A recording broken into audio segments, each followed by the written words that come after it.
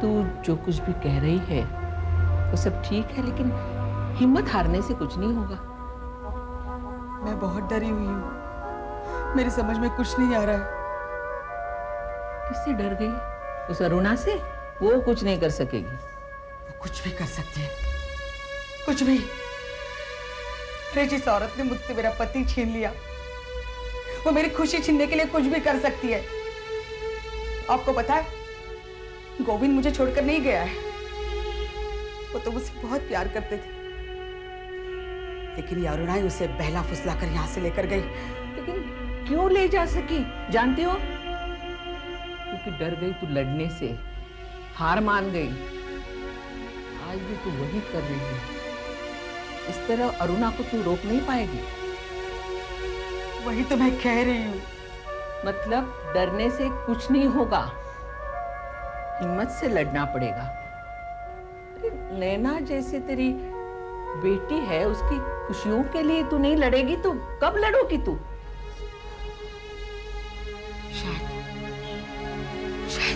शायद कभी नहीं। मतलब एक गलती करके अपनी खुद की खुशियां खो डाली, दूसरी गलती फिर से दोबारा करके तू अपनी बेटी की बलि दे रही है। तो फिर मैं क्या करूं? मैं क्या करूं? स्नेहलता, धीरज धरो। गोविंद से साफ साफ बात करो, अपने अधिकार मांगो उससे। पति अपनी पत्नी के अधिकार कभी नहीं देते मांगे बगैर, समझिए?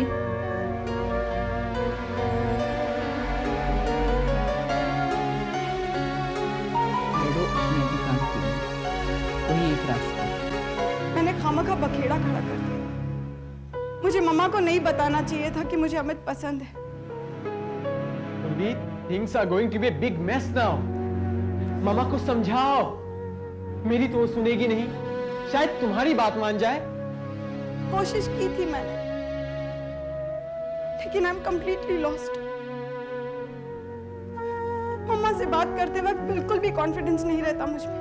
मम्मा से ही क्या, जब मैं बाहर जाती हूँ तो मुझे ऐसा लगता है कि सब मुझे घूर घूर कर देख रहे हैं, मजाक उड़ा रहे हैं मेरा।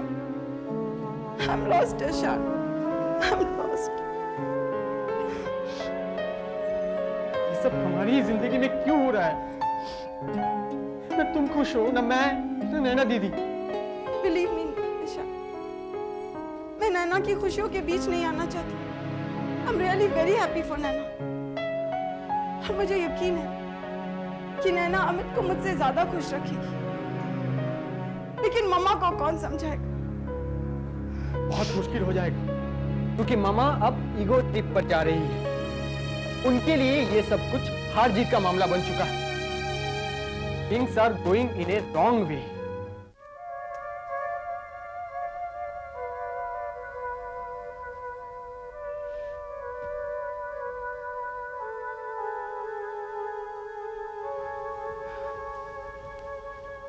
मम्मा, मम्मा टेंशन क्यों लेती हो? पापा है ना, पापा सब कुछ संभालेंगे।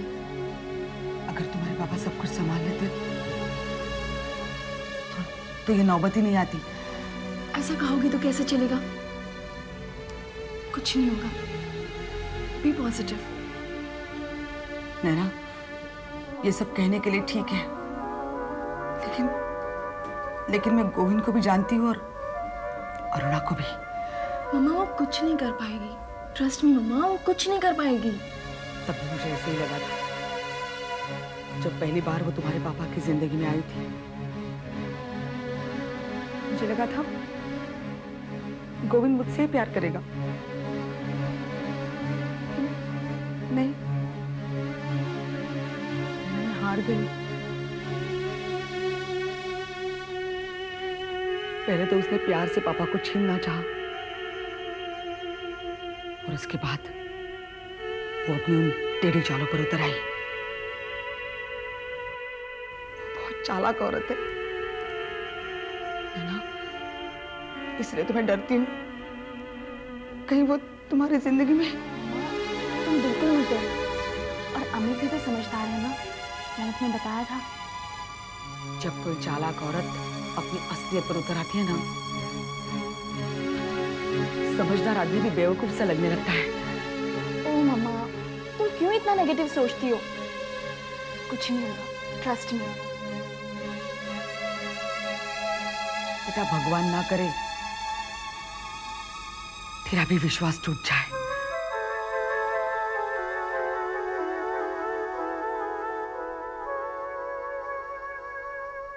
इतनी गिरी हुई है अरुणा आंटी, हरकतों पर हरकतें किए जा रही है।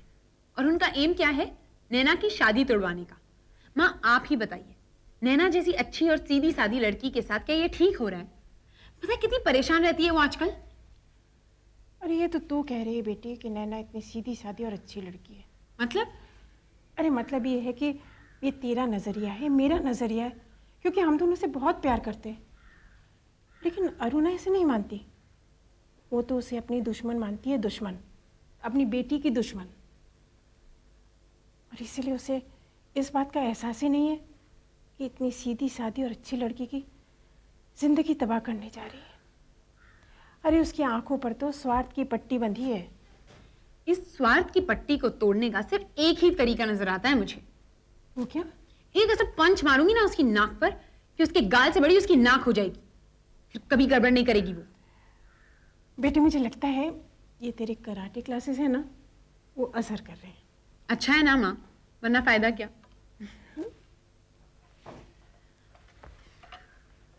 माँ मुझे लगता है तुम्हें भी कराटे क्लासेस ज्वाइन कर लेनी चाहिए, पता नहीं कब काम आ जाए। गंगा, मेरे लिए चाय लाओ। माँ बैठ जाओ, तुम चाय लेने नहीं जाओगी। क्या कह रही है? ये चाय मांग रही है? तो मांगनी दो, लेकिन तुम नहीं जाओगी। जिन्हें औरतों की कदर करना नहीं आता, उन्हें अपना काम खुद से कर लेना चाहिए। अपनी जबान को लगाम दो मालो, ये घर मेरा है, ये मत भूलो। मैंने आपसे कितनी बार कहा है, ये सिर्फ आपका घर नहीं है, ये माँ का भी घर है, मेरा भी घर है। और जितना हक आपका बनता है ना, उतना ही हमारा। Will you shut up? और एक बात और जान लो, हक जताया नहीं जाता, कमाया जाता है। You ought to earn it. ये बात मुझे उस आदमी से सीखने की कोई जरूरत नहीं है, जिसने इतने सालों तक मेरी माँ पर सिर्फ हक जताया है, कमाया नहीं। क्या बकी जा रही है? ठीक ही तो कह रही हूँ माँ। और प्लीज बार बार मुझे इस तरह टोका मत करो। जब तक ये आपसे माफी नहीं मांग लेते, तब तक मैं इनसे इसी तरह बात करूं। बाबूजी, अब भी वक्त है, आप माफी मांग लीजिए, ये आपकी बीवी ही है। आप माफी मांगेंगे तो आप छोटे नहीं हो जाएंगे। खैर बाबू, उस दिन मुझे आप पर बहुत शर्म आई, जिस दिन आपने शीतल के माँ और बाबा की इंसल्ट करके उन्हें घर से निकाल दिया। और आज वो शर्म कई गुना बढ़ गई। चलो माँ।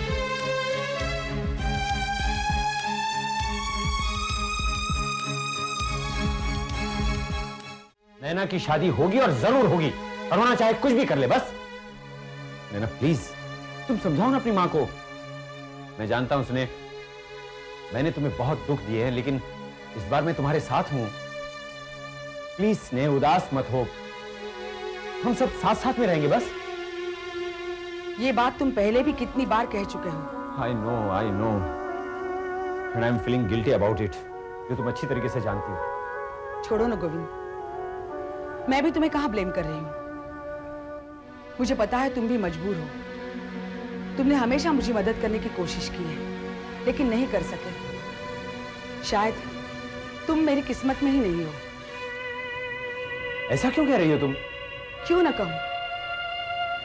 कितनी बार तुमने मेरे पास वापस लौटने की कोशिश की, लेकिन नहीं लौट सकी। अब तो तुम्हारा पूरा परिवार है तुम्हारे साथ, तुम्हें रोकने के लिए। अब तुम कभी नहीं लौटोगे।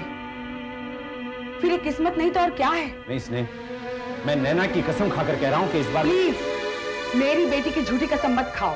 ये मैं सचमुच। जो बात तुम्हारे कंट्रोल में नहीं है, उसका वादा मत करो। ठीक है, अब मैं कुछ नहीं बोलूंगा। जब तक मैं नैना और अमित की शादी नहीं करवा देता मैं कुछ नहीं बोलूंगा, बस। अरे गोविंद, तुम यहाँ हो? सुबह तो कहा था तुमने कि तुम्हारा दिन भर का प्रोग्राम एकदम पैक है, इसलिए तुम मेरे साथ नहीं आ सकते। नैना की शादी के बारे में जरूर बात करनी थी, बहुत अर्जेंट था। तो मैं तुम्हें कौन सा ब्यूटी पार्लर लेके जाने वाली थी? मैं तो तुम्हें नैना की शादी के लिए केटर के यहाँ लेके जाने वाली थी। खैर, तुम्हें किसी को फिक्र हो न हो, मुझे तो अपनी ड्यूटी निभानी पड़ेगी। मैं केटर के यहाँ जाके मेनू तय करके आई हूँ। हाँ, अरे इतनी बढ़िया डिशेस सिलेक्ट की है, मेहमान तो उंगली चाटते रह जाएंगे। और नैना, तुम अपनी सहेलियों पे रोक जमाना। हाँ, तुम्हें क्या जरूरत थी ये सब करने की? देखो स्नेहलता, तुम ऐसी बातें करते हो तो मुझे बहुत दर्द होता है। वैसे मुझे कोई जरूरत नहीं थी, फिर भी क्या बढ़िया मेनू सिलेक्ट किया है मैंने। यू नो, 18 डिशेस सिलेक्ट की है, 18 डिशेस। उसमें से 8 चाइनीज है, 5 थाई है और 4 मंगोलियन डिशेस हैं। मैंने वहां जाते ही मैनेजर से कह दिया, नो घिसा पिटा menu, no paneer, no chole, क्योंकि कितना भी महंगा हो, होता तो दाल चावल रोटी सब्जी है ना, है ना? अरे मेहमानों को भी लगना चाहिए क्या रिसेप्शन है, क्या मेनू है। अरुणा, तुम अभी जाकर इस मेनू को कैंसिल कराओगी। क्यों? क्या हुआ? कुछ नहीं, बस जैसा मैंने कहा है वैसा करो। ओफो गोविंद, तुम्हारे साथ यही प्रॉब्लम है, तुम टाइम के साथ कभी आगे जाते ही नहीं हो। अरे आजकल मलेशियन और थाई फूड की कितनी क्रेज है, तुम नहीं जानते? पूछो नैना से, है ना नैना? I hate you, auntie. I hate you for whatever you're doing to us. क्या हुआ बेटी? बेटी मत कहो मुझे, मैं तुम्हारी कोई बेटी नहीं हूँ। सभी लोग पागल है क्या? तमीज नाम की कोई चीज ही नहीं उनके पास। तमीज? तुम मुझे तमीज सिखाओगी? हाँ? अगर तुम अपना इंसल्ट और यहाँ नहीं करवाना चाहती हो तो तुरंत इस घर से चली जाओ। समझती क्या हो अपने आप को? हाँ, समझते क्या हो? जो कुछ तुम करोगी और वो हम चुपचाप चलेंगे सिर्फ इसलिए कि पापा का सपोर्ट नहीं है हमारे साथ। हम तुम्हारी तरह अमीर नहीं है। लेकिन एक बात याद रखना तुम, कि मुझे और मेरी माँ को किसी के सपोर्ट की जरूरत नहीं है। हम दोनों एक दूसरे को संभाल लेंगे, समझे तुम? और एक बात और, very soon you are going to pay for whatever you are doing. Do you understand? बहुत बुरा लग रहा है ना? मुझे मारने को जी कर रहा है तुम्हारा, लेकिन तुम क्या कर सकती हो नैना? अरुणा, नैना को कुछ भी कहने से पहले इतना याद रखना कि मैं यहाँ हूँ। मेरी बेटी के खिलाफ एक लफ्ज भी मैं नहीं सुनूंगी। क्यों? अब लगी ना मेरी बात दिल को? जाकर आईने में देखो कितनी तड़प रही हो तुम। मैं भी ऐसे ही तड़पती हूँ जब गोविंद तुम्हारे पास आकर बैठा है। स्नेहलता, तुम गोविंद को छोड़ो, मैं तुम्हें छोड़ूंगी। और हाँ गोविंद, जल्दी घर आओ।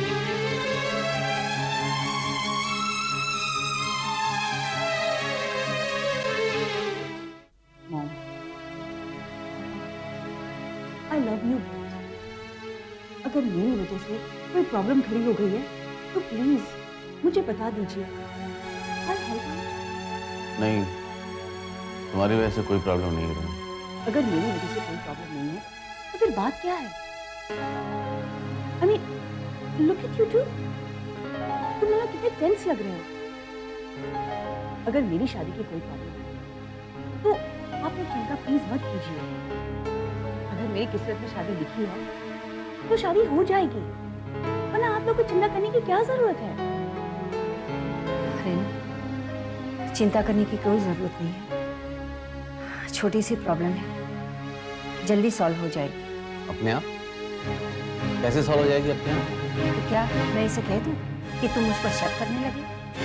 इसे ये भी कह दूं कि बार बार मेरे ऑफिस में फोन करके पूछते रहते हो कि शैला ऑफिस में है या नहीं? क्या इसे ये बता दूं कि मेरी गैर मौजूदगी में मेरा पर्स चेक करते हो? इसे ये भी बता दूं कि दिल्ली में मेरी माँ से फोन करके मेरे पास्ट के बारे में पूछते रहते हो? हाँ, मैं करता हूँ। मुझे कोई शर्मिंदगी भी नहीं। पर पापा, how can you do this? I know कि ये मैं ठीक नहीं कर रहा हूँ, सो चीप, लेकिन हाँ, लेकिन मैं ये सब करूंगा क्योंकि मैं पति हूँ इनका और मेरा भी कुछ अधिकार है, यही ना? अब मैम पर क्यों शक? तो चला बता दूं इसे, ये समस्या सिर्फ एक सवाल से उभरी है। बता दूं इसे कि जब इसने तुमसे पूछा था क्या तुम्हारी जिंदगी किसी झूठ पर खड़ी है, तो जो तुम्हारा रिएक्शन था रिएक्शन से उभरी है। बता दूं इसे कि 1000 बार मैं तुमसे पूछ चुका हूं कि चला क्या हमारी जिंदगी में कोई झूठ है, और एक बार भी तुमने जवाब नहीं दिया। बता दूं इसे। मैं सचमुच नहीं चाहती कि मेरी एक स्टेटमेंट की वजह से आप लोग की जिंदगी में इतना बड़ा तूफान आ जाए। नहीं नहीं वेट अ मिनट, तुम्हें सॉरी कहने की कोई जरूरत नहीं। क्यों शैला, तुम्हें क्या लगता है कि रेणु को सॉरी कहना चाहिए? उल्टा मुझे तो लगता है कि तुमने रेणु को थैंक्स कहना चाहिए। अभी तुम्हारी बेटी ने एक ऐसा सवाल उठाया है जिसकी वजह से तुम्हारा पति अपना सारा इंटेलेक्चुअलिज्म छोड़कर मामूली शक्ति आदमी बन गया। तुम हमेशा मुझे ब्लेम किया करती थी कि मेरा सारा इंटेलेक्चुअलिज्म खोखला है। So you have proved a point. Be happy and say thanks to her.